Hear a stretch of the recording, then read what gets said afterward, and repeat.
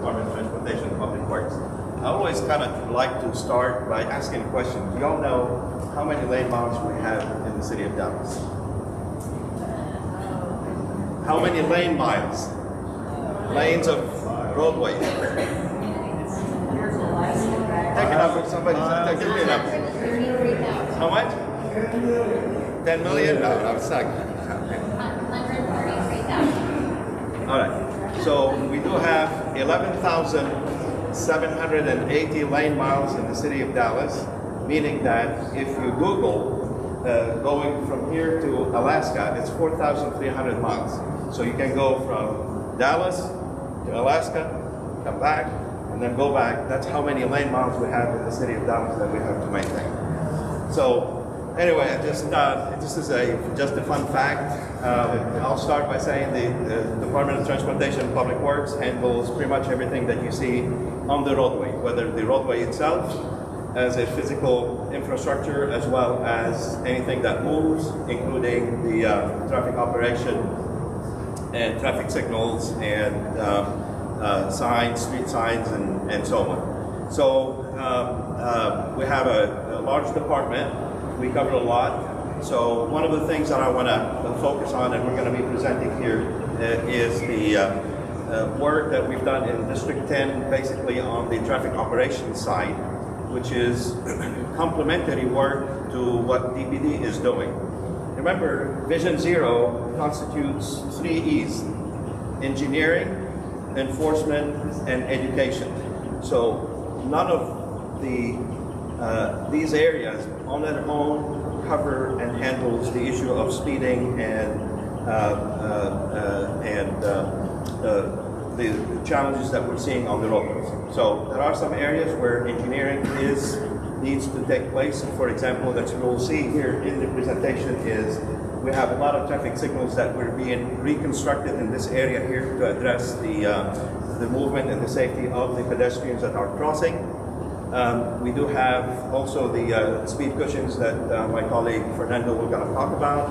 And certainly we do have the work that we coordinate with Dallas Police Department, as well as with the communication department to spread the word out, to educate folks saying, hey, look, speeding does not help. Speeding can cause problems. And certainly, unfortunately, for example, last week I've had 2 accidents. One of them had a double fatality because of the fact that the person was driving intoxicated at night and T-boned a vehicle. So all to say is a lot of stuff that we work together and trying to make it safer and improve the quality of life. So with that, I'll let Fernando talk a little bit about the speed cushions and some of the treatments that we've done for traffic safety. So Fernando. Hello, hi there. My name is Fernando Vidal. I'm the engineering program manager for the Transportation Public Works Department. I deal primarily with some of the safety issues that Gus has been talking about. The major issue that we deal with is the speeding, and so we're kind of constant communication with DPD on some of this, but we try to address it from a standpoint of driver behavior, try to help people navigate through our roadways, give them the additional notification for signing that may be missing or needs to be updated, or somehow we need to look at that and see what kind of changes can be made to convey that message, either coming across a dangerous area, a narrow area, a curve, or something along those lines. And often we look at crash data to determine what's going on, give us a clue as to what the problems might be occurring. One of the main things that we're dealing with quite a bit throughout the city and installing these speed cushions. They're basically the latest version of speed humps. They used to be asphalt, and there's still some out there that are asphalt in nature, but these are more friendlier to emergency vehicles. They can traverse it much easier, and it allows us to put them in places where in the past they may have not been allowed to go in. So it's been very successful. We're still looking at many places to put them in. There's a criteria in the process that we go through. We do a traffic study, obtain the speed and volume data, understanding the characteristics of the road. We wouldn't put them on a large arterial road or Northwest Highway or anything like this, but it's meant more for residential and collector type roadways, but it is a primary device that we're using quite a bit. And really, I'm just kind of trying to give you an overview of some of the things that we see that come to us through the service request and 311 process. Another big one is the always stop. People in the neighborhoods are looking for, hey, people are speeding through here. Can we do always stop? Technically, we can't do that under our engineering analysis. But looking at other conditions, site visibility, or maybe high pedestrian locations, we would look at those extra deep. And in some instances, we have permitted them. The city has an ordinance that allows for a petition process to supplement what the Texas Manual on Uniform Control Devices puts out. So that's always stops, and again, with always stops, we need to follow the Texas Manual on Uniform Control Devices. It doesn't mean that we go to the petition process.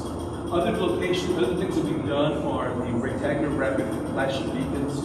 This one here was a church at Torrey Sound. Just recently went in, and it's primarily for pedestrian activity, being able to cross and get notification. These are push button activated, and the yellow blinking light comes on. We're getting a lot of interest in a lot of these things, but again, they're a little costlier, so we want to make sure that we're using them in appropriate locations. The other location was just a LED signs that go in as well. And just real quick, this is just the outline that we follow throughout the United States. Every state uses the Manual on Uniform Traffic Control Devices to create a consistency.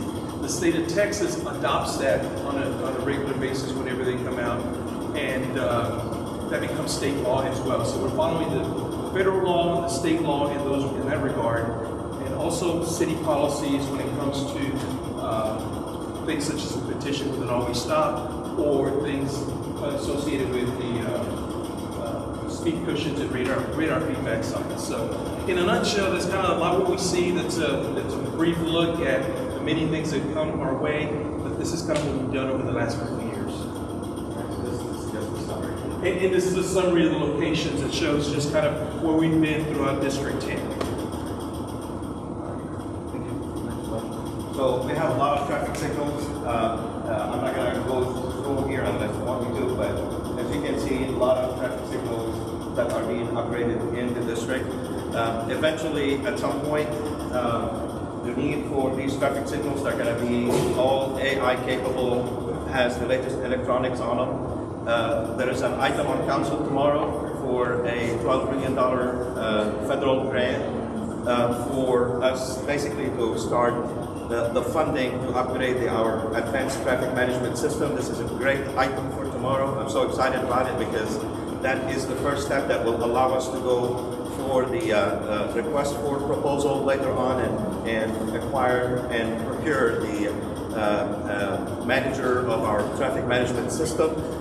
The reason this is so important and this is so exciting, while the item says it is in the Harry Hines corridor in the Southwest Medical District, however, it is for the citywide, because eventually when you call an ambulance and the ambulance is going through on the roadway, it will be GPS cloud-based control, meaning that the traffic signal will open green to the emergency response when they go through. So this is so exciting. That is one thing I want to, is my wish here before I leave the city of Dallas, is to deploy the system and have the city being one of the best and top cities in the nation when it comes to something like that. So again, this is why we're doing this.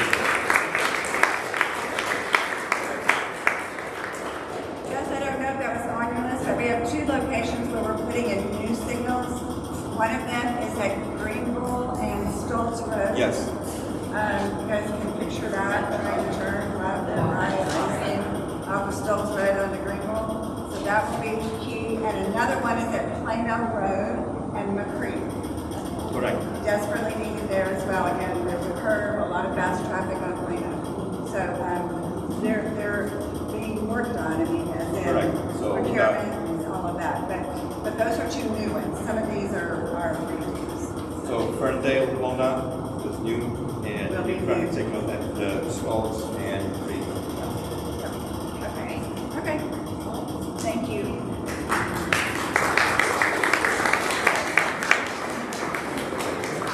Oh, there you are, Mr. Gonzalez. Now, you're the district manager. I don't remember exactly how big your district is. I know District 10 is part of it, but I'll let you explain that. Good evening, everyone. My name is Robert Gonzalez. I'm the manager over the Northeast District. Thank you, Councilwoman Stewart, for inviting us.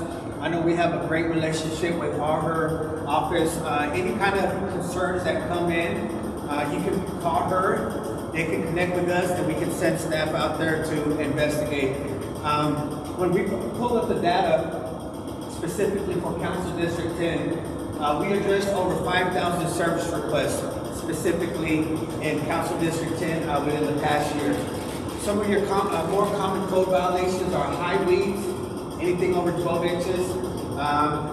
If the property is in violation, we send a notice of violation. And each one is pretty much standard as far as when we get the concern, the steps that we take to correct the violation.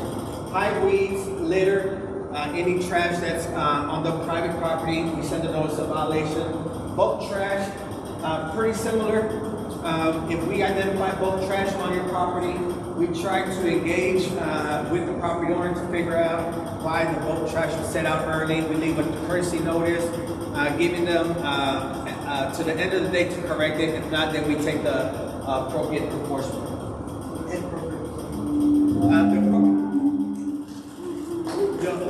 Does that mean? The appropriate enforcement is to issue citation and then refer it to our sanitation partners to remove it. Yes, ma'am. And then we have illegal dumping. And again, I'm just going over the more common code violations. It is seasonal. Here in Texas, we say it's seasonal, but sometimes we get rain in the winter, so we're addressing high weeds even in the colder months. We also address vegetation obstruction. The property owner is responsible for maintaining their alley, street, and sidewalk. Any vegetation that projects into the right of way. Parking on an unapproved surface. Who you want to start with? With an unapproved surface. The property owner. Are we here? This way. She moved now. Parking on an unapproved surface, basically, all vehicles have to be parked on improved or allowed surface. You can't park on grass. Other common code violations are illegal outside storage. The easiest way for me to explain that is if it's not meant to be stored outside, it cannot be stored outside. Open and vacant, if a property, whether it's commercial or residential, is vacant, the property owner or person in control is responsible for securing the property. Depending on the location of the open and vacant, there's times where we can instantly refer it for it to be closed up. In the event that it's involved in any criminal activity, if it's too close to schools, but we do have that discretion to immediately close those vacant properties. And then we have a substandard structure. Basically, the easiest way to explain that is we enforce minimum property housing standards. We do send staff out there to investigate whenever we get those kinds of concerns. And if we do, then we work with the property owner, community courts, or city attorney partners. The primary inspectors in Council District 10 is Ms. Sanders, Mr. Benance, and Mrs. Garza. We do have 2 district supervisors, and then I'm the manager that oversees the district. Any comments, questions, or concerns? How come we can't do anything about the land that is in the corner of Audelia and Fairfax? We have property on both sides and Jones Street, and it's placed all the way. Her question is regarding a specific property. I can get with you, and I can look into those concerns to see where we're at. If it's something that has been called in, I can look into that. Any other questions? Yes, Are ma'am. these inspectors all at large, or do they cover certain areas? They're specifically assigned to Council District 10, but we do have some, what we call rovers. If we need assistance, they assist in that area. But those are the 3 primary inspectors assigned to Council District 10. Any other questions? Thank you.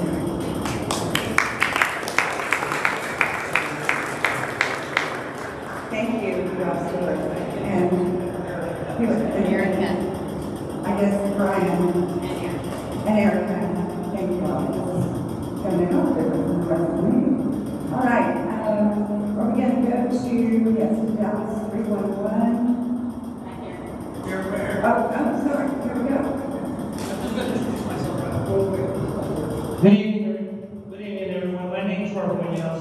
I'm the manager for community engagement and outreach for Dallas 311. Is that too loud? Sorry. So I just wanted to introduce myself briefly and just want to say thank you for a little tidbit about me. I am a former sergeant with the Dallas Police Department. I appreciate all these guys behind me. They do an amazing job in terms of community engagement initiatives. But it's good to be back and just be back with this amazing team. Stewart Rodriguez is going to present on the Dallas 311 stats. One question: does everybody have Dallas 311 app? Raise it. Let's show hands. Okay, then we're going to work with us. Then you raise your hands and we'll have to download the app. That's a very important tool to have. So I'm going to pass over to my colleague now, Stewart Rodriguez. Hello, everyone. My name is Stewart Rodriguez. I am a senior operator for the city of Dallas 311. It's hard when you give it to me on microphone because I will speak or sing. I'm not going to sing tonight, but I want to speak about Dallas 311. You say sing there like I will sing later. Just to let you know is Dallas 311 is on a mission. On a mission to enhance the quality of life of the city of Dallas. It's something that we cannot do alone. We must do together. City and residents of the city of Dallas. A lot of people, they have a lot of expectation on the city, right? Well, like, just to let you know, the city of Dallas, we have about 13,000 employees. Close to 1.5 million people live in the city. If the community don't embrace the city and we don't work together, it's going to be hard to have some things done. And believe me, we want to live in a better place. We have over 200 different types of service requests. And just to give an idea, we are 24/7. There was a lot of people who call the office between 8 to 5. Yes, 8 to 5 is the busiest time in the large people want. You might want to have a whole time. But we never sleep. We never go home. If you come after 6, 7 o'clock, 8 o'clock, 2 o'clock in the morning, you're going to have someone to speak with. And don't think that we get mad about people's complaint. We totally understand that it's not about Dallas 311 or any other city departments. It's about you. We work for you. You guys are my boss. And if you come to the city, you have a service request, we are here to help you. The other thing that many people don't know, on Dallas 311, we speak about 250 different languages. There's no one single person inside the city who's not going to be heard. Our job is to talk to people, make sure they have the service they need, and to answer to simple questions or to sometimes to complaints. We also get calls for Dallas 311, police are called, you can call 311. If you have your car towed, you can call Dallas 311. Dallas Water Service, you also is answered by Dallas 311, but that department is only for 8 to 5. And also, you got the calls for Dallas Municipal Court.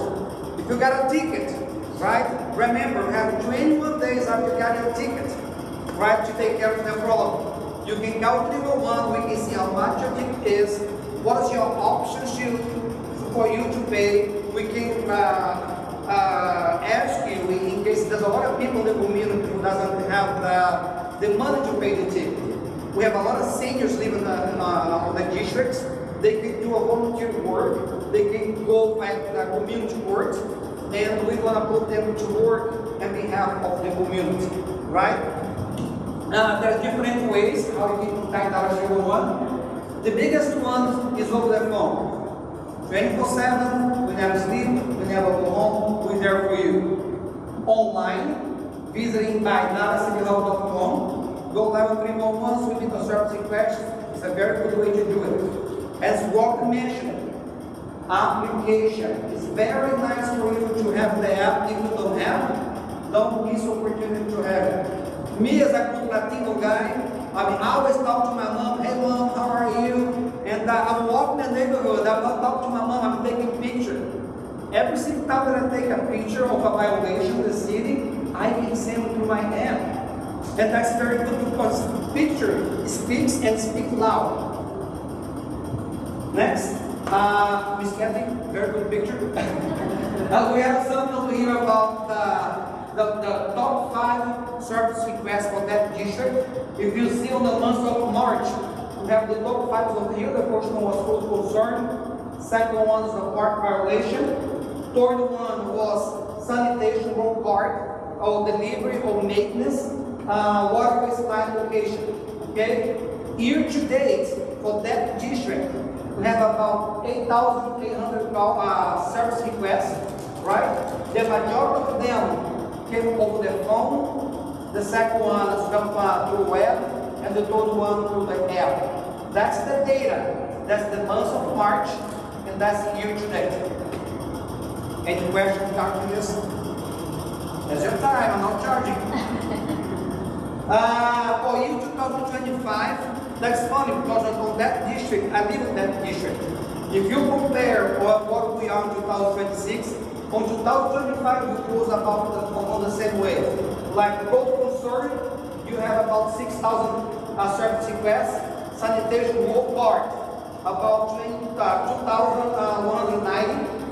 Park violation, road 2,107. Water waste line locate again, 885. In animal lack of care, 776. Right? In most of the districts, this numbers change, but over here in this area have been very consistent. Right? Top service requests for citywide: litter, high weeds, vegetation, wood trash, illegal storage, as is mentioned. Right? The only thing that I'm going to ask you guys to do it. See something, say something. I live on that district, right? I live by Royal Lane in Stewart. It's not because I go to the city of Dallas that I'm not going to complain, right? I do complain. I'm driving constantly. I see things. We need to be on a better place. But being on a better place depends on us. And if we work together, we are going to have a better district to live, a better city to be, and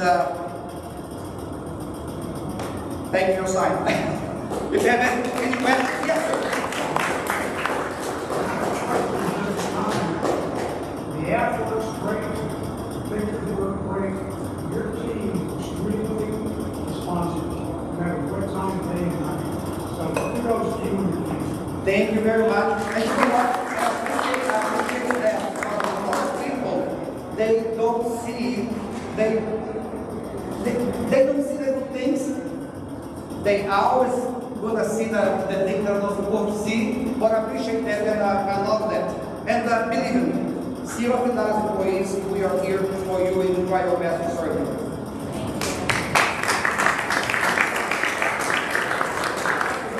So since I became a council member, I want you guys to know, I have turned in more 311 requests than ever before.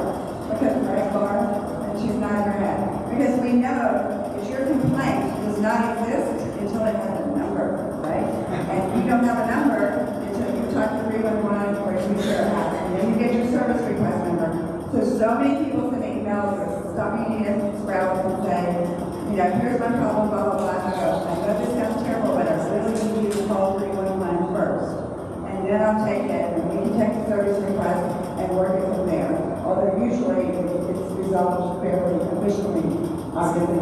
Yes, you have one more. That's one last thing I want to say. If you open a service request and you believe that service request is not complete, or the service request was closed without notification, we have a service request inside of the 311 called complement complaint. We can put a complement complaint or a complaint to any single department inside the city, and when you open the complaint, we go straight to the business of that department. So when you get the notification that your request is closed, it doesn't mean that they're finished.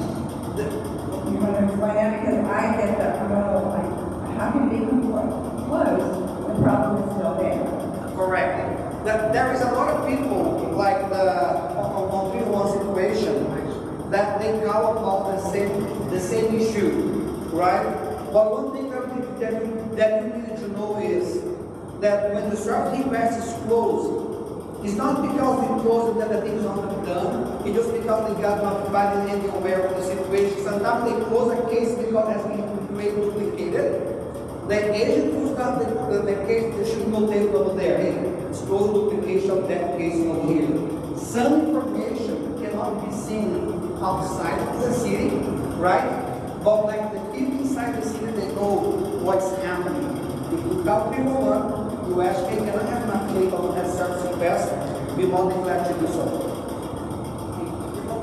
That's very helpful, right? So either call me when I get an update, you can also email it to me and we can get an update for you as well. All right? Okay. I believe we have Parks is ready to do theirs. Will you go back to that? Deputy Director Ryan O'Connor, who's rounding up the microphone. That's very fast.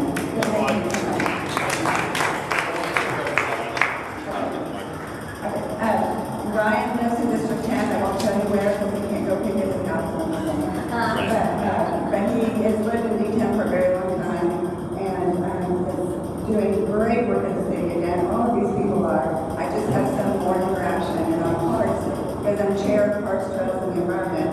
I get to hear a lot of great things from Ryan, and we had a great one on Bear Park on Monday with that off the topic. So I'll brief you on that in a minute. Here you go. Hi, good evening, everyone. I'm Ryan O'Connor with Dallas Parks. So we've got some fun projects going on in Lake Highlands. The first I wanted to share with you all is Orbiter Park. This is right off of Boyle between Greenville and Central. If you're familiar with the park, it's been around for a long time, but it's never really been a highly used park because you can only access it through stilts. So we're in the process of doing a master plan. I want to call to everyone's attention, there's another master plan meeting on April 14th. If you're interested in this park, we hope you attend that. But the things we're looking at here are really developing it as a traditional park. So right now, it's really just nothing more than a couple tennis courts and a parking lot. So we're looking at doing fun things, dog parks, picnic areas, playgrounds, etc. Again, this is a master plan, but the good news is we have $1 million in the bond program. So we'll be able to do a really nice phase 1 project. And that will probably involve the playground, a new parking area off of Royal to access the park, and then maybe some other elements of picnic pavilion, etc. So, fun project on the way. Next slide. Timberleaf. This is another neat little park that needs some love. So this is a park kind of close to Forest and Abrams, just a little to the east of Abrams. But if you go out there today, you won't see much other than a few picnic tables, and so we want to change that. This has been a project that Councilman Stewart has been really interested in, and we have finally got some money to do some cool stuff. We had a community meeting about this 3-4 months ago, approximately. Had a lot of great ideas that came out of that. So you can see here that we're looking at creating a new picnic area, kind of a sports field, and potentially a dog park. So design has been initiated based upon some of the community input, and we're well on the way towards designing this project. Next slide. So this has been a passion project for some of the folks in this room, and the good news is we had a really great event on Thursday, and we finally opened the playground. So a lot of folks turned out. It was a really cool event. We had kids all over the place, crawling all over the playground. That's exactly what we want to see. And so the playground is officially open, but the good news continues activities, we are now working on the recreation center immediately adjacent to the playground, and it's under construction. Working on demo right now, but we're expecting an opening of the recreation center fall of this year, kind of near the end of the year. You can see the kids playing on the new splash pad. So the story there was on Thursday, kids were out. We brought some kids from Willie B and from Lake Highlands, fully dressed. We had our rec professionals there supervising the kids. Turned on the splash pad. What happens? Kids get in the splash pad, right? So our rec staff was not prepared for that. So we had soaking wet kids to take back to the rec centers. Parents were probably a little irritated, but the kids had a good time. Next slide. So here's not a perfectly pretty shot, but this is what demo looks like at the rec center. So we're hard at work to deliver that project. Next slide. I think that's it. So a quick little snapshot of a few fun things coming in our community.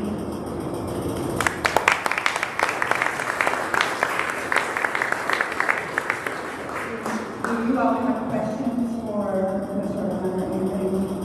I hope you saw funding of that, like the Forest Auxiliary Park was funded primarily with TIF funds, Skilled Corridor TIF funds, and the other projects are being funded with bond funds, 2024 bond. So just so you understand that it's not coming out of the general fund, these are other pots of money. So, yes, sir. What would be a connection to the White Rock Street Trail and Water Park? Well, that's a good question. So they're obviously very adjacent.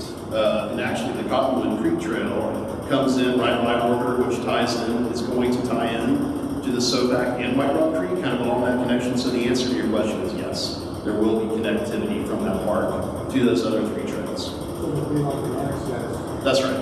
That's right.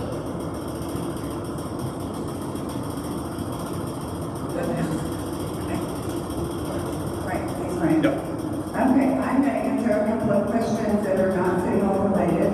One of them, is there any updates on the apartments in Lake Island, which are possibly headed to foreclosure due to taxes? We're continuing to work on that. I would be happy to visit with you about affordable housing in Lake Island, but that would take probably 30 to 45 minutes to read you some history. We do have a great number of what we call naturally occurring affordable housing units in District 10. And that's primarily because we have older apartments that have aged, and so the rents are lower. And many of those have come into some financial difficulty. And so we are monitoring that very, very carefully. My staff and I and others are beginning to reach out to developers and trying to get some new ownership and really what I have described as transformation. So I'm not looking for just more paint and fix the roof. I'm looking for something transformational. And if all goes well, I think we could have 2 or 3 projects that are transformational. But I can't share the details because that's the way real estate goes. You have to keep it quiet. So I wish I could, but I promise to keep you in the loop. I absolutely promise to keep you in the loop. This is a very important time for us to make some hopefully some good decisions on the future. I think there was one more. I'm not sure what not D10 means. If there's a question that goes with that, it says not D10. Oh, that means there's not a certificate. But, oh, there's some questions. Okay, got it. Thanks, Rob. And I think the rest of these are City Hall questions. Okay, anything else before we move to City Hall? Yes, sir. Would parks and recreation include coyotes? Include coyotes in what sense? Well, getting rid of them. No, that's I don't know if it's Director O'Connor can speak to that, but there is a coyote management plan, and I'm sure of that. But they did, for example, when they're aggressive, and we have one just near our home across Church Road in the park there, and they did remove the coyotes, I believe it was in the fall, winter. I don't know how many. It was me that they were able to go to the ones that they were after. Well, they said something about behavior adjustment that they were going to work on with the college. And they were seen last week in Dark Lake Circle, and there was a soft spot on the ground where I think they were completely tonight. And I think that is a hazard to the neighborhood. Yes. And we need to get rid of it. Yes, that's more complicated than you would think. And I'd be happy, I think you and I understand why that is. But I understand Dark Ridge Circle. I hope that was turned in. Yes, it was. Okay, I'll follow up and see what we're doing in that particular situation. One of the reasons they liked the park is because people were leaving food. People were having dinner or late night snacks at the playground, and they were leaving food. This is Dark Ridge Circle. Yes, ma'am, but that's not too far from the park, right? And so it could be that it's attracting, we're going back to attracting them to that area, and perhaps that's the issue. I can't explain that, but let me do some follow-up on that, because I do understand the concern. Yes, sir. Stewart, I want to thank you for being here. Yes, sir.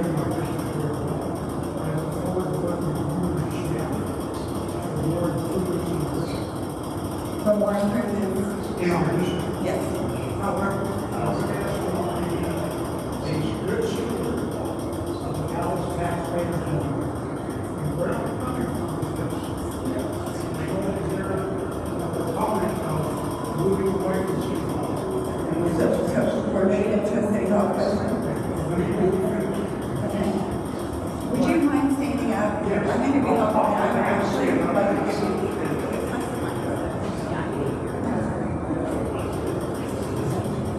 My name is Peter Swain. I live at 9219 Boulder Valley Drive, between Angels and Greenville, just after the junior high. As I said, I'm very appreciative of you being on council for everything you do for our district.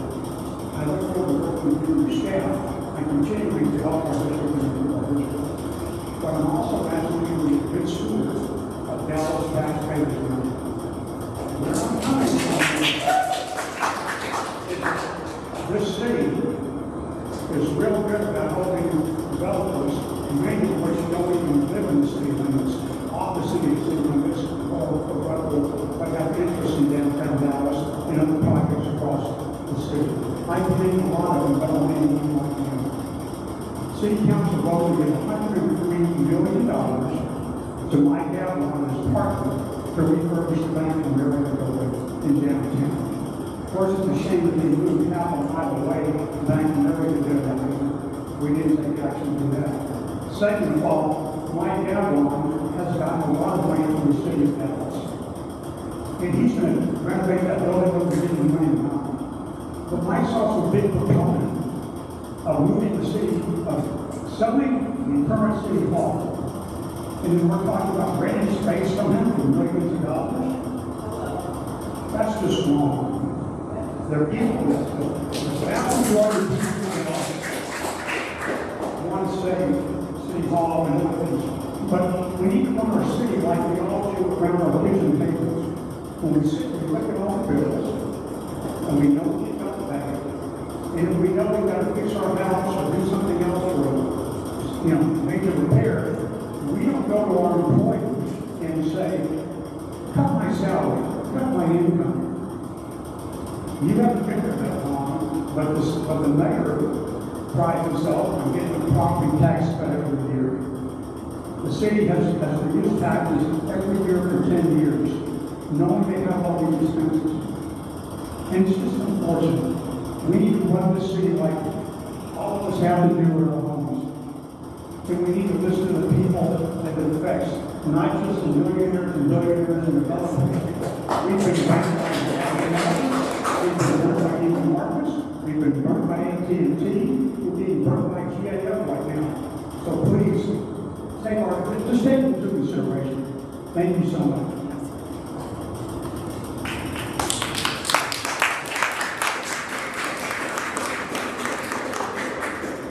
Okay, we're obviously to the speakers now, so I will turn it over to of all, as you raise your hands, I would like to recognize the District 10 residents first. And we have enough time, it looks like that everybody would have 3 minutes to speak. Okay? I was worried about that. I was worried about it needed to be 1 minute, based on when we had to be 1 minute. So I'm glad that we do have 3 minutes. So next speaker, who would like to speak next?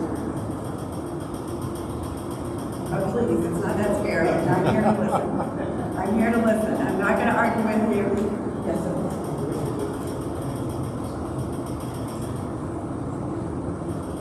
You know, I didn't prepare one to speak for the council. But I would like to speak on behalf of people tonight. I would like to speak on behalf of people current city hall. Something we all, we pay for, we own. We election maintenance, not the further, we election. I think we're looking for leverage, it's not. They're not going to look like that. It's only 50 years, they won't take it. It's next to one copy. It's not good. They all copy out. They're the old Texas Stadium. Government, they use that for legality. So, try to keep that number in the book. I do have a question for you. Which I don't think you or anybody else but from Dallas Spring Liquors, they said that we were all considering, sorry, I'm thinking on here. Use your mind. Use your mind.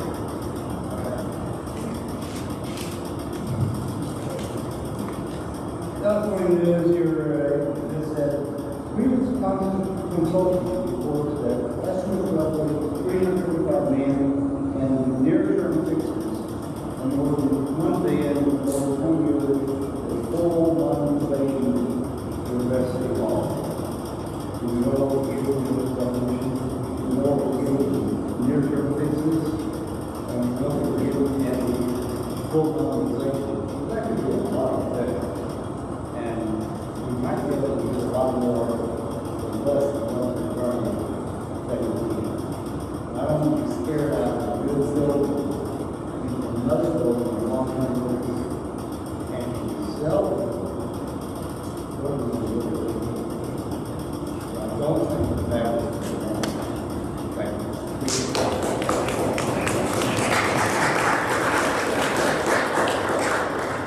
Okay. Any other details?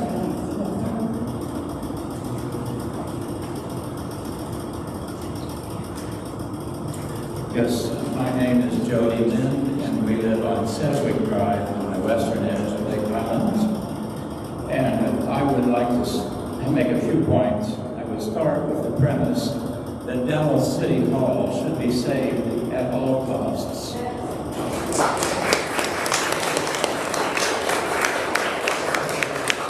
Number 2, Dallas City Hall, along with Fair Park, Reunion Tower, Margaret Hill Bridge, the Clayton Humphreys Theater, and the Myerson Symphony Center are all examples of our iconic architectural history and identity, and therefore should not simply be erased by the wrecking balls of some zealous real estate agents looking to make a buck. These buildings are not for sale.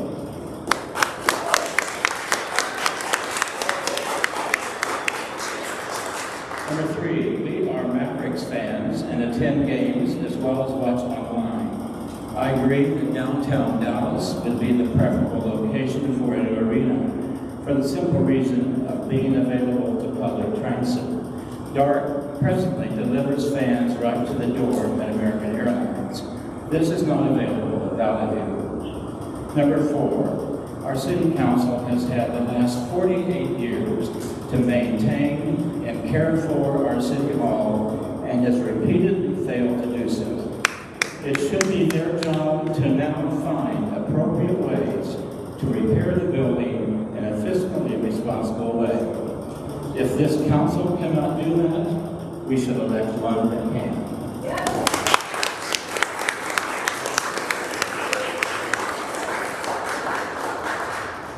Thank you.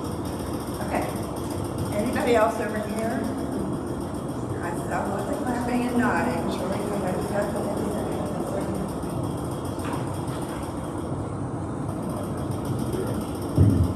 Thank you. My name is Max Open.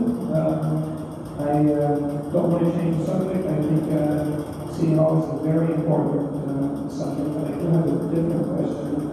I just want to ask it briefly regarding block safety cameras. And was wondering, since you help facilitate the proliferation of those in our district, how aware since or before that even you've become of these serious controversies surrounding your company in regards to privacy, vision, and data collection, and the sharing of data with jurisdictions everywhere, and including federal agencies, including ICE and Consular, etc. So how aware are you of that, and what are you willing to do to provide a sort of district-wide data lockdown to for that to only be used locally, and so that we don't have to be worried about it? So this is digital kiosks, and they're going to primarily, you'll see them in downtown, Beauport, other areas. We get one in District 10. And I think we're still thinking we're the one. A digital kiosk is something you can interact with. You can see them on streets in, say, New York, Boston, San Francisco. I think they're very helpful, which is why I supported them. If you're a visitor, you can get directions, you can get ideas for restaurants. You know, it's interactive and informative. I'm really not sure what District 10 needs one for, but we can get one, so we'll have a vote to figure out where we want to put our one. We asked the question many times, whether the data that is shared with the kiosk would be something that the owner of the kiosk is selling. Now, I think I have two council members here who can corroborate this, but we were assured that that is not the case. Because I don't believe any of us would have approved that if we felt like the data that the kiosk was gathering was then sold. And if you have some additional information that contradicts that, I would ask that you send it to my office. And like I said, everything will track it down, and we'll try to get an answer for you that you can be comfortable with. But that was a concern that I think every single council member, we did not want that information sold. We really wanted it to be an interactive, helpful component to our downtown area, especially around the convention, especially in the arts district. There are plenty of areas where we have visitors and they need information, and it's a very valuable tool. And the other good thing, though, is the round kiosks that advertise things and they sit there forever and it's the same ad, those are going away. And we have a bunch of those, and that was very important as we were negotiating contracts. We wanted the old ones to move because they're static, they're not being used, they're taking up sidewalk space, and anyway, we cyclists and pedestrians. So that was one of the exciting parts. But I feel, like I said, to reach out, we'll verify. Anything else that you have that I can answer your question?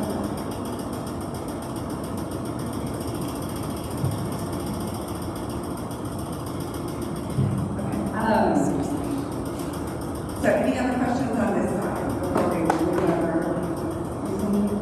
Oh, this gentleman lives in District 6 and this chicken is District 6. Yeah, I have really gained so much respect for you. He speaks at City Council many times, but I look forward to it because I know it's going to be hard developed. It's going to be well articulated, and it's something I should listen to. I've learned that over 100 years. So I'm very flattered that you came all the way to District 10, because I know that can't be.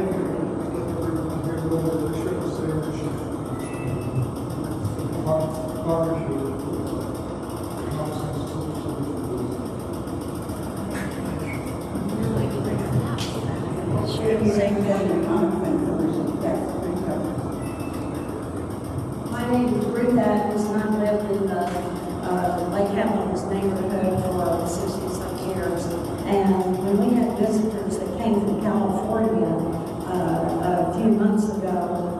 one of the things that they wanted to see was City Hall, the building that was run by D10.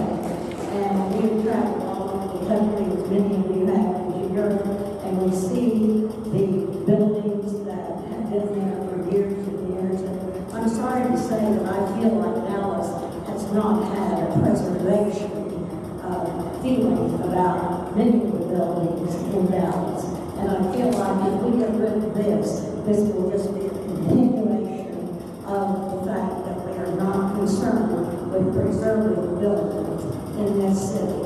And I feel like that if it has not been taken care of, as this gentleman has said, that's too bad. You know, we need to go ahead and take care of that and fix it up. And I think that the alternatives that have been mentioned are not viable alternatives. So I just feel like it is a very, very significant building that needs to be saved.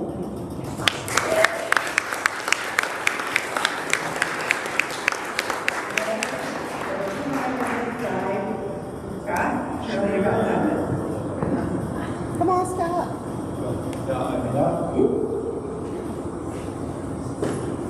I'm not so much of a policy person, but I'm in White Rock Valley. And I've been in the neighborhood county. And we've talked a couple of times about this. My concern is that we give up City Hall because we didn't take care of it for 45 years. And that, why would we want to put y'all in someplace else? Because you're not going to take care of that. So, you know, we should just, it's a great area, beautiful view. It's a city hall. Just have to pay the bills and move it forward. I don't have much. I like wanted to hear what everybody had to say. Because as we talked, you know, I would like us to stay, but I don't have a great idea. I don't think we should give it to the Mavericks. They didn't do much with the area that they built the stadium in 25 years ago. It's built up some, but it's not something you say, wow, that saved the city. Actually, I had tickets at Reunion. I like my seats there better than the new arena. But go back to it. Maybe they can go back there and build it there. It's close to the hotel. They can find some place. They can take it to Las Vegas, which is probably where it's really up there. But I say we save City Hall, whatever we've got to do.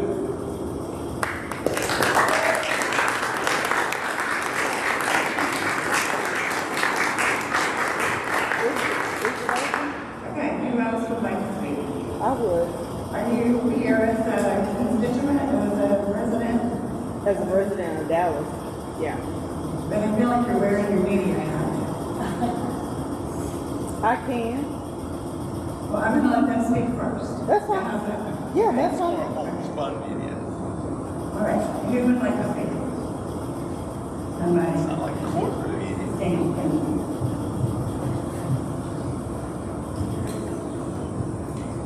So Kathy, I've been in business self-employed for my whole life, almost 50 years. I was a tenant for the first 30 years, and I owned my business the last probably 15. So the information we're getting is one-sided. We're only hearing about the problems at City Hall. You're not going to move into another building rent-free, and nobody's telling us that rent factor that's going to be out there to move to a rented building.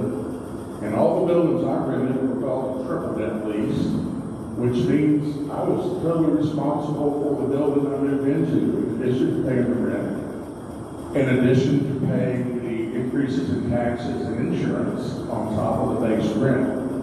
And I haven't seen any information provided as what that cost is going to be to move. And I know that that's going to be a factor. But you know, reality is, maybe as one of the gentlemen on the other side said, maybe we ought to take it to voters and see if voters have any desire to pay a little extra taxes to keep City Hall and repair it. I understand that it's not been repaired. You inherited that. You didn't create that. You just luckily got to be our representative at this time. God bless you.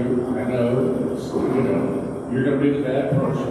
I get it. Somebody's got to be. It's got to come to a head at some time. I know that. But, I think there's enough people that really have a desire to maintain and keep the existing city hall that, if I was given an opportunity, I don't like paying taxes, by the way, but if I was given an opportunity to pay some extra taxes to keep it, I would be inclined to do that. Now, I don't know, Robin said $25,000 per person would do it. I'm not volunteering that. But, I just think there are some ways of keeping it that we haven't really explored, but the figures that are thrown out to keep it $1 billion in 20 years, if you move into a high-rise downtown, who says it's not going to be $1 billion in 20 years to keep it up? Also, because I don't think any of those buildings are brand new that you're moving into. So I just think you're just kicking the can further down the road. And it might be a business decision today to do it, but there's an emotional side to this too. And losing our city hall and being in a rented building, and then 10 years from now, another city council comes in and then they're here, well, we shouldn't be a tenant. We need to build another building and move back in our own. I mean, it's just, I don't know. I don't have an answer. I know you know. I realize that. It's a complicated process. But I think the decision needs to take everything into account, not just what it costs to renovate City Hall, but what's it going to cost to live? What's it going to cost to pay rent in another building? And what is that lease going to look like? I can't imagine anybody renting to the city of Dallas a building and saying, I'll take care of everything for you. Just pay me 1 month of this. I don't think that happens. So, Alice, your wife. You had some, what? Talk to me.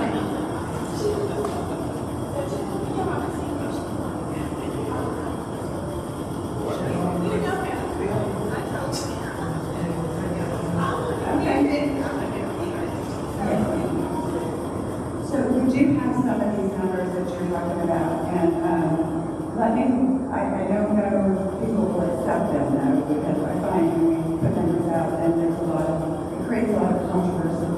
So I think what the city manager has pledged is that we're going to do a lot more work on this. There are new positions that are right around the corner, and so at some point I would like to get those. When we feel like those numbers are good ones or hard ones, then get those to people so that everybody is working on the same page. We all are looking at the same numbers. There's a lot in the front around. And I'll just leave it there. Yes, sir. And I don't want numbers brought out that are not realistic. You can paint whatever picture you want. You can paint a picture that it's going to cost $1 million to revamp it, and that may be true this year, but that doesn't include next year, the next year, the next year. So you can screw it any way you want to. You put those figures out to mean whatever you want, but realistically, there's got to be an expense, an annual expense to get that building up. But it is 45 years old, and every building that's 45 years old has expensive office equipment to build in the room today. I thought it was going to be knocked down and help. Do you remember this building was unique and it was an Army Reserve building, and it had a shooting range, gun range, up on the second floor, I believe. And they had a lot of lead in it because I guess of all of the ammunition. It took much longer than they anticipated to get that out, right, Raymond? To the point that the contractor, I believe, went broke. 3 contractors went broke. They were working out a performance bond.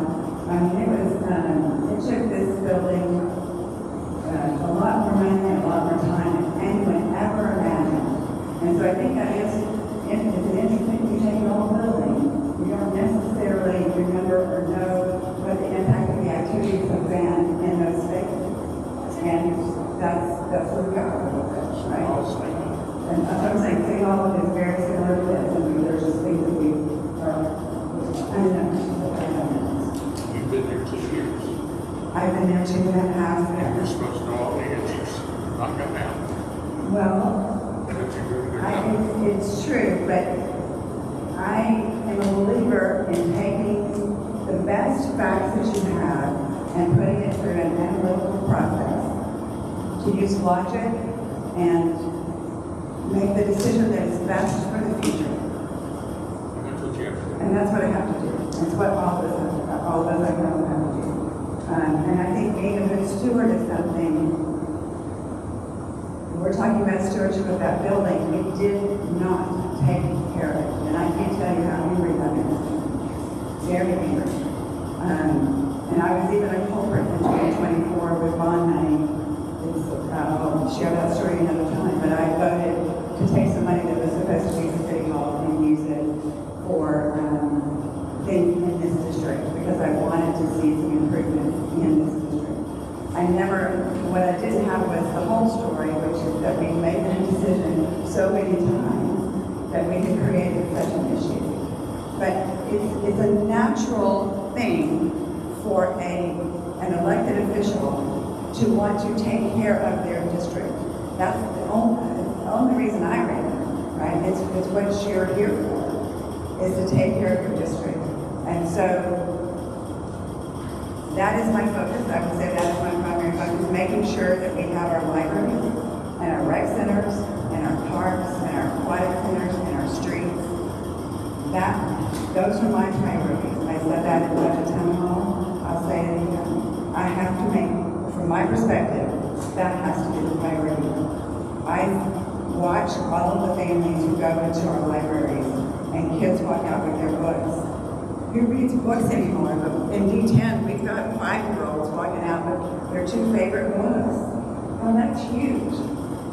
And I see a lot of that. And I also see the classes that our libraries get. And I see the children in our parks. And I know how much pickleball means to so many of you guys. I mean, we are a district that likes to be out and about and use our city facilities. But I'm going to guess not many of you use City Hall the same way. We just don't. I didn't before I was in high school. So I have to use some kind of logic. I have to. And that is I want you all to know that is just my approach at this point. But I'm not closing my mind. The city manager has, said this process needs to continue. There may be more information we need. And I would welcome more information, but it has to be factual. And I'm sleeping. Yes, sir. Question: what is the final decision timeline? We don't have a final decision date. Do we? I know we're going into May with a decision. I don't believe there's going to be a set. I know there was maybe at one time, but that's off the table and there's more work to be done. That was I'll try to send that out to everybody. The city manager put out something on Friday of this past week that opened up possibilities of looking at more possibilities, just to continue to explore. That we weren't ready to make a decision yet. Yes.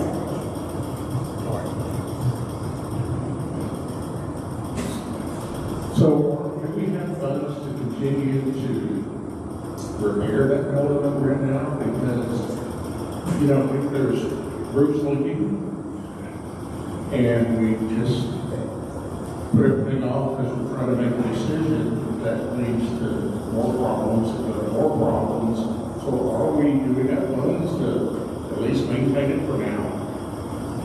I will look at that number. I do believe there is something in the budget that allows us to do some minimum guidance, like 11 million or something, which comes to us money that isn't necessarily in the scheme of that. So yes, I think we have enough. We have something in the budget to handle some things now, but it's not making a substantial fundamental change. My understanding the roof has not been replaced. The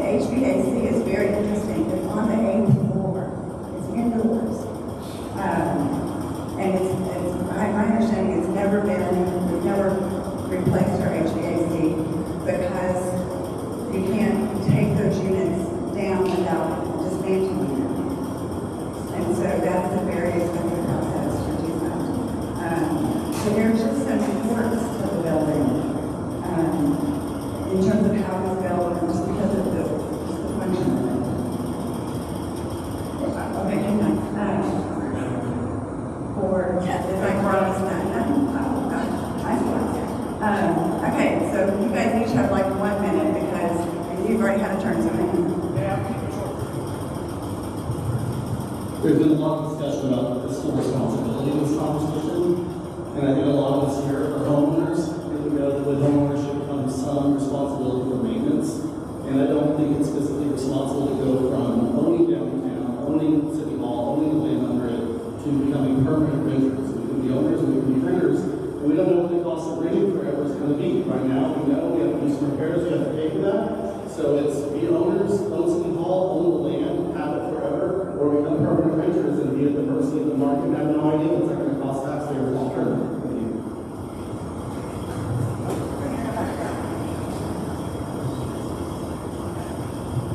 I'm a born and raised Lake Highlands resident. I've owned my home 16 years and yet moved back. Graduated on to college, came back. I've been doing property management for office buildings for 20 years now. A lot of what you're saying is stuff that a lot of us who are in the industry have heard, and it doesn't sound crazy to us to replace air conditioning equipment inside of buildings. It's done all the time. I promise you there's an air conditioning company that would be willing to do it and slap their name on it and say, I did this. So that's why we're frustrated. We're those of us who have experience with this are sitting here saying, we know this and we're being fed lies. We're tired of it. Just don't lie to us anymore. You can, okay. We've heard it, we've all heard it, you can hear it, you haven't come to give us mine yet. I thought I was going to hear an argument as to why you're supporting it. It didn't. So I'm making a point. We've all been, I've been a resident of Dallas almost my 40 plus years. That City Hall is important to us, even if it's not in D10. It just is. And just act like you're not listening to us because you're our mother or our employer. You're our representative and we're giving you our feedback. And so when you say, I am making these decisions, it's the decisions of all of us. And so please take that tonight and take that and say, I've heard us and I'm going to represent what you guys voted me to do. So that's my point.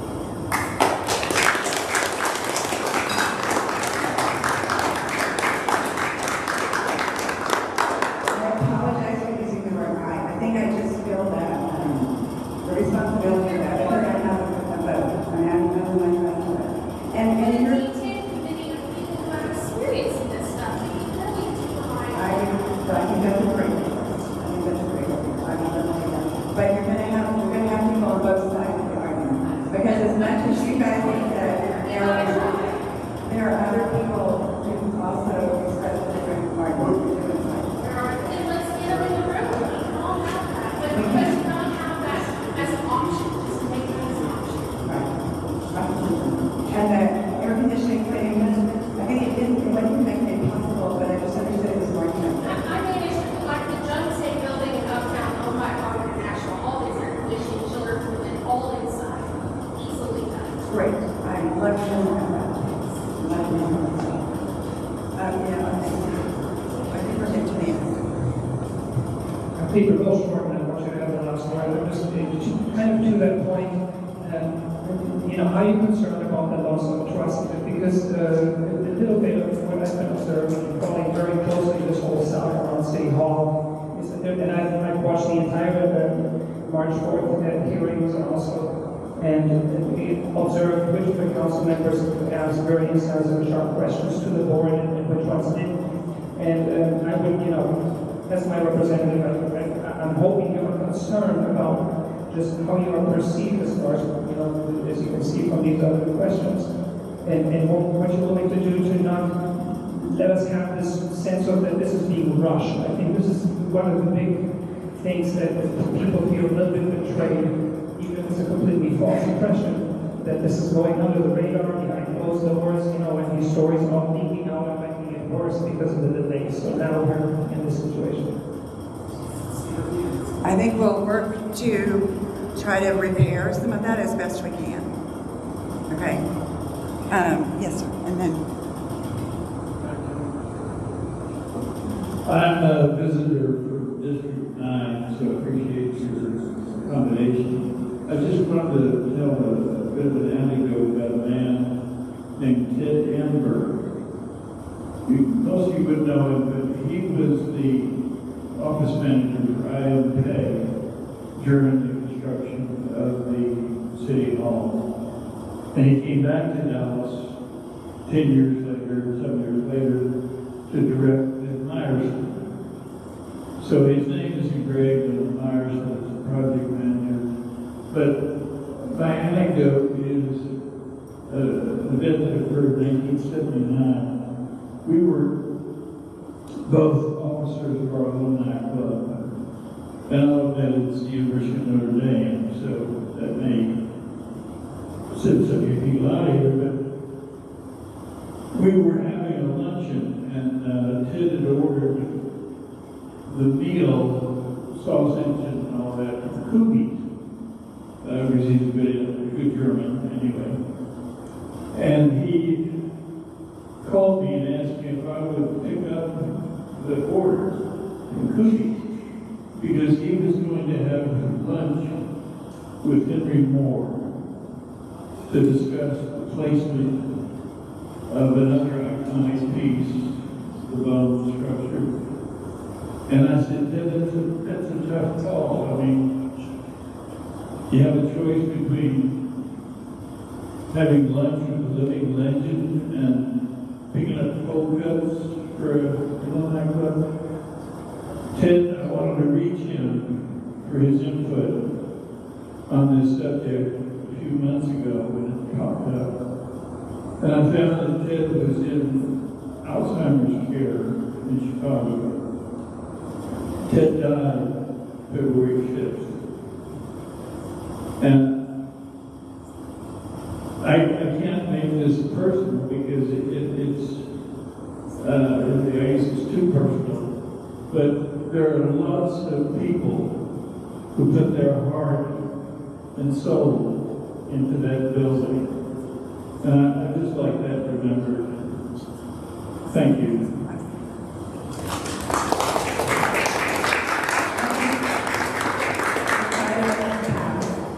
Do you have something very short, because then I need to turn over to the side. Short? That's too short. I've lived in Dallas now almost today 46 years. I don't lose any sleep not having the Dallas Cowboys. I don't lose any sleep not having the Texas Rangers. If the Dallas Mavericks and the Dallas Stars and another facility pay for your building wherever it is and don't mess with Dallas. My first house in Dallas was on Smith Avenue. The city had the wisdom to create historic districts so those wonderful architectural structures would be saved. We need to save the wonderful architectural heritage of the IMK building, which we know is Dallas City Hall.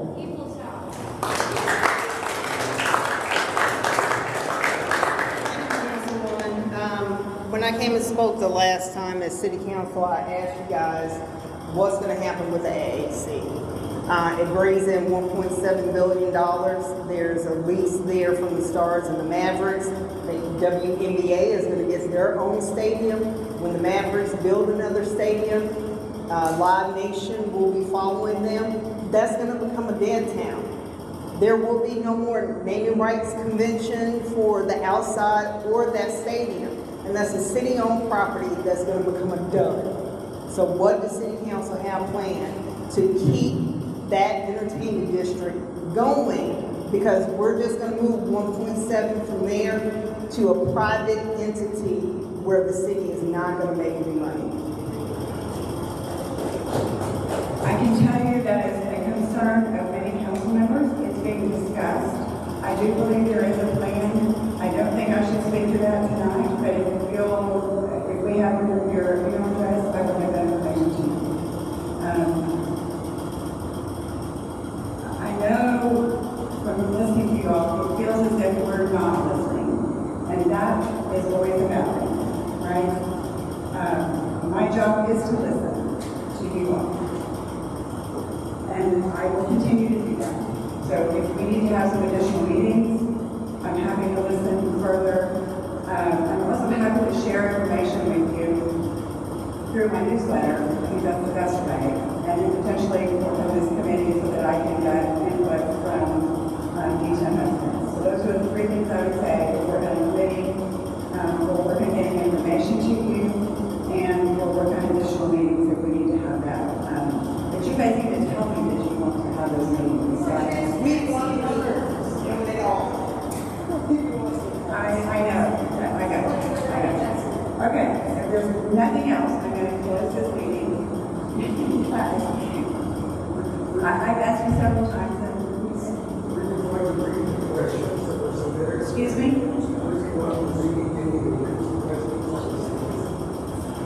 I think the only two, I don't have information for either one of those. I don't have enough information to answer either one. There are two, right? Okay, tell me your question.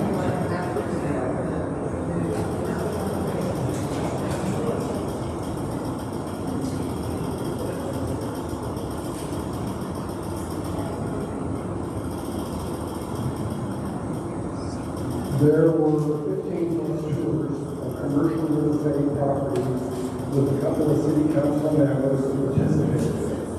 On March 4th, the remaining city council members figured out that they had not been informed of those tours. Do you regard that situation with regard to transparency, sharing of information? I don't see an issue with it at that point in time, but that's my perspective. Is there a question? I have a question. Yes, I'm from the next door district. Thank you for having this. I know your job. We know your job is really hard. Always great job. Question I have. A lot of us I used to work for the company that used to own the Dallas Morning News. I have a question about your work in the Morning News. Were you approached to write that article? Ask you to write that article. That's that question. No, I agree that with passion. I have served as the executive director of a company, much smaller scale, but I understand the balance and I understand what's being asked of the chief executive officer of the nonprofit. And that is to know your budget, to know your staff, to know your board, to know your stakeholders, and to know what the projects are, right, that need to happen. And so it's up to you to lead them. It's up to you to go have those conversations. It's up to you to go find that information. I have done that many, many times. And I know if you get out on a limb by yourself, someone's going to be selling off information. Right? Yeah. Well, I run a business and I've encountered the same things because I've been same issues as a Dallas taxpayer. I've lived here for 75 years, minus 10 years. And I've been in City Hall since 1978. I was there as a reporter in 1978. It gives citizens of Dallas pride. I just want to speak up. I'm very concerned about the editorial direction of the Dallas Morning News and how it's using leaders in the city to put forward something and our arguments forward that I don't think reflect the city. And I say that as a veteran of that company, or was that company. The perspective that is opposite of mine has been expressed many times around horseshoe. It has also been in Dallas Morning News articles. It has been. That's why I had to speak up, because nobody was saying what I saw. And they found my perspective interesting enough to put it, to take it as good as not good. But I feel very strongly that Kim Tolbert, the CEO, we want her to do that. That is her job to go out and talk to people. Do you support her reaching out to the Mavericks before the council discusses it? Absolutely. Why? Because she's out there. That is her job, is to start figuring out what are some of the questions that we have. Her job is to represent the council. Her job is to lead the city. No, it's not. Yes, it is. She is one of the leaders. Yes, it is. Your job is to lead the city. Your job is to set policy and to vote on final decisions. But I need her to do the exploration.